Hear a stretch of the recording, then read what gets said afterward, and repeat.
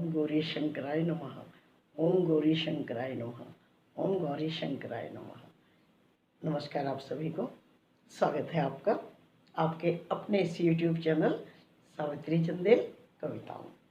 साथियों, आज है हरियाली तीज और इस पर्व के बारे में आप काफ़ी कुछ जानते हैं कि ये सावन मास की शुक्ल पक्ष की तृतीया को मनाया जाता है।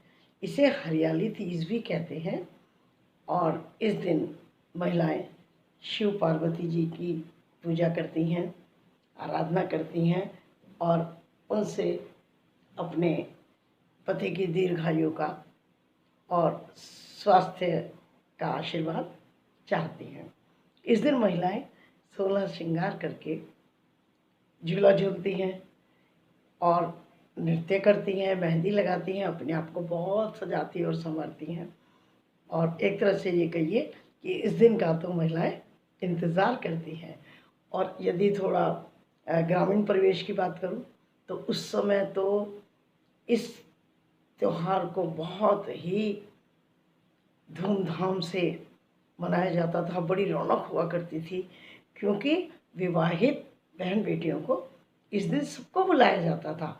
तो सब बहन बेटियां आकर के अपनी पुरानी सखियों से मिलती थी, झूले डलते थे, सामूहिक रूप से मनाया जाता था और सब झूला झूलते थे, घेवर खाते थे, एक दूसरे से मिलकर के बड़ा ही आनंद महसूस करते थे। अब आजकल ज़रा भागदौड़ का जीवन है, इतना सामूहिक रूप से तो शायद कहीं कहीं पर मनाया जाता होगा, ग्रामीण क्षेत्र में ऐसी बात नहीं है। लेकिन जब अब महिलाएं ज़्यादातर नौकरी में भी हैं और जीवन भी कुछ अधिक व्यस्त हो गया है, तो फिर भी इस दिन सभी स्त्रियां अपने आप को सुंदर से सजाती हैं और अच्छे से इस त्यौहार को मनाती हैं। साथियों, इसकी एक कथा भी है जो शिवजी ने स्वयं पार्वती जी को सुनाई, उनके पूर्व जन्म वाली। जब पार्वती जी ने हिमालय राज के यहाँ पर जन्म ले लिया तो बचपन से ही उन्हें शिव जी बहुत पसंद थे और वो उन्हें पति रूप में पाना चाहती थी। जब वो थोड़ी बड़ी हुई तो नारद जी टहलते हुए हिमालय राज्य के पास आ गए, पर्वतराज जी के, और उनमें जब चर्चा हुई तो उन्होंने विष्णु जी का नाम सुझाया और पार्वती जी के पिता को ये बात पसंद आई। जब पार्वती जी को इस बात का पता लगा तो उन्हें बहुत दुख हुआ।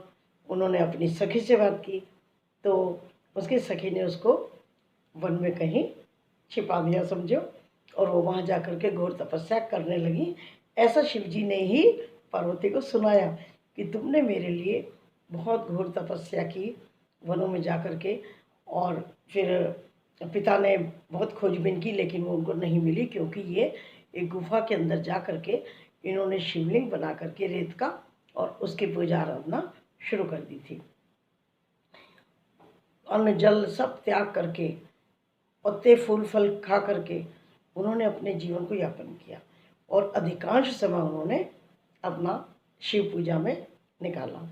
तो शिव जी इस बहुत प्रसन्न हुए और उन्होंने उनको स्वीकार कर लिया समझो, या उनसे विवाह करने की अनुमति दे दी, कुछ भी समझ लीजिए। तो तब से इस तीज का शुभारंभ हो गया समझ लीजिए। और शिव जी ने कहा कि जो भी महिलाएं इस व्रत को करेंगी मैं उन्हें मनवांछित फल अवश्य दूंगा। जिस तरह तुम्हें अटल सुहाग की प्राप्ति हुई उसी तरह का वरदान मैं हर महिला को दूंगा। तो सब महिलाएं इस दिन बड़े खुश होकर उत्साह पूर्वक इस त्यौहार को मनाती हैं। तो साथियों, आप सभी को इस पावन पर्व की मुबारकबाद देती हूँ। और ये 11 अगस्त बुधवार के दिन है, आज ही है, तो इसको खूब खुशी खुशी मनाइए, अच्छे से तैयार होइए, घर में घेवर खाइए, पकवान बनाइए, अपनी सखियों के साथ मिल करके, अपने परिवार के साथ मिल करके इसको अच्छे से मनाइए, सेलिब्रेट कीजिए। तो चलती हूँ। धन्यवाद, नमस्कार। यदि आपको ये जानकारी अच्छी लगी हो, ये वार्तालाप अच्छा लगा हो, तो अपने इस चैनल को सब्सक्राइब, लाइक और शेयर कर दीजिएगा। नमस्कार। ओम नमः शिवाय। ओम गौरी शंकराय नमः। ओम गौरी शंकराय नमः। शिव पार्वती जी की पूजा आज के दिन होती है, आप सभी जानते हैं। और माँ गौरा और शिव जी का आशीर्वाद हम सभी पर बना रहे और सबके घर में खूब खुशहाली हो, हरियाली तीज हो। हरा रंग ही प्रसन्नता का है, आप सभी जानते हैं। तो सबके घर में सुख शांति, पूर्ण हरियाली हो, खुशी हो, इस कामना के साथ नमस्कार, धन्यवाद।